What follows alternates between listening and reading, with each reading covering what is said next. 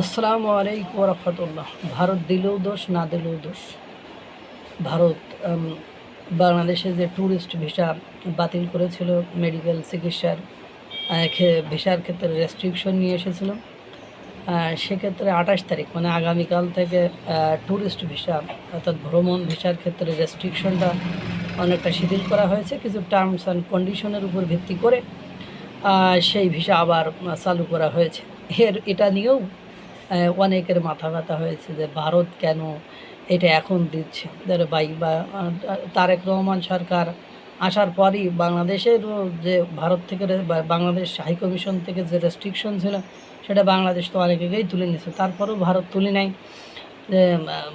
কেন তুলে নেয় সেটা ভারতের ব্যক্তিগত বিষয়। যাই হোক, এখন কথা ভারত সেই সময় বারবার বলছে যে আমরা নির্বাচিত সরকারের সাথে সুসম্পর্ক করতে চাই। নির্বাচিত সরকার আসার পর থেকে ভারত অনেকটাই পজিটিভ দৃষ্টিভঙ্গি নিয়ে, পজিটিভ অ্যাটিটিউড নিয়ে সামনের দিকে আগাচ্ছে। আমরা সেটা দেখেছি, আপনারাও দেখেছেন।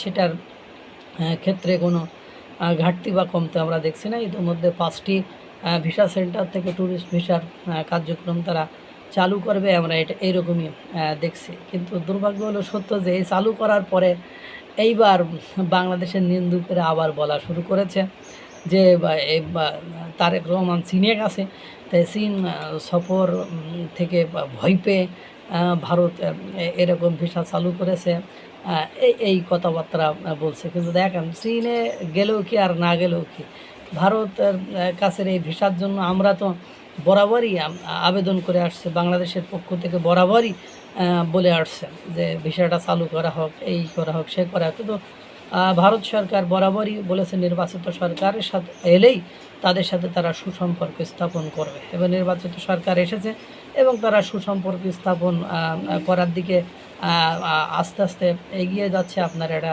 দেখেছেন। ইতিমধ্যে বাংলাদেশের নতুন রাষ্ট্রদূত এসেছে ভারতের, দীনেশ ত্রিবেদী, অবশ্য মন্ত্রিত্বর পদমর্যাদা টেকনোক্র্যাট মন্ত্রী হিসাবেই এসেছেন, এবং আসার আগে এবং পরে বেশ পজিটিভ কিছু সাইন লক্ষ্য করা যাচ্ছে। আপনারা সেটা দেখেছেন। এখন কথা হলো, যখন দিচ্ছিল না তখন একরকম গান গাওয়া গাইছে যে এটা দরকার নেই, এ নেই, সে নেই, বা এটা দরকার, দেবে না কেন, তাদের কাছে অনুরোধ করেছে। এখন আবার দিলেও সমস্যা, এখন দিলে আবার যখন দিচ্ছে তখন আবার বলছে ভয়ে দিচ্ছে। এবার কোন দিকে যাবা? দিল্লি কা লাড্ডু, খাইলেও পস্তাবেন, না খাইলেও পস্তাবেন। দিলে কয় দেয় না, শত্রুতা করে, আবার মানে না দিলে কয় দেয় না, আবার দিলে কয় মানে ভয়ে দিচ্ছে। মানে বিষয়টা হয়েছে শত্রুতা আমাদেরকে করে রাখতেই হবে। আরে ভাই, দেশের দুনিয়ার ভয় সব দেখে ভারতের, বাংলাদেশের কোনো ভয় নাই।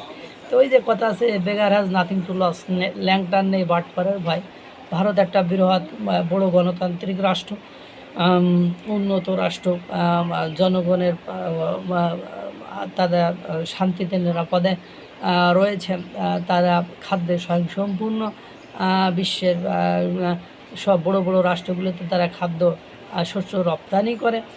তাদেরই দুনিয়াতে যত ভয়, কিন্তু ওই যে ল্যাংটার নেই বাটপারের ভয়। আমাদের অবস্থা হয়েছে এরকম যে আমরা শুধু গালি বাজিয়ে যাচ্ছি, আর আমাদের জন্য কেউ কিছু করলে মানে তাকেই ছোটো করার তাহলে আমরা ব্যস্ত হয়ে যাচ্ছি। আল্লাহ তাআলা সকলকে ভালো রাখুন, সুস্থ রাখুন। আসসালামু আলাইকুম ওয়া রাহমাতুল্লাহ।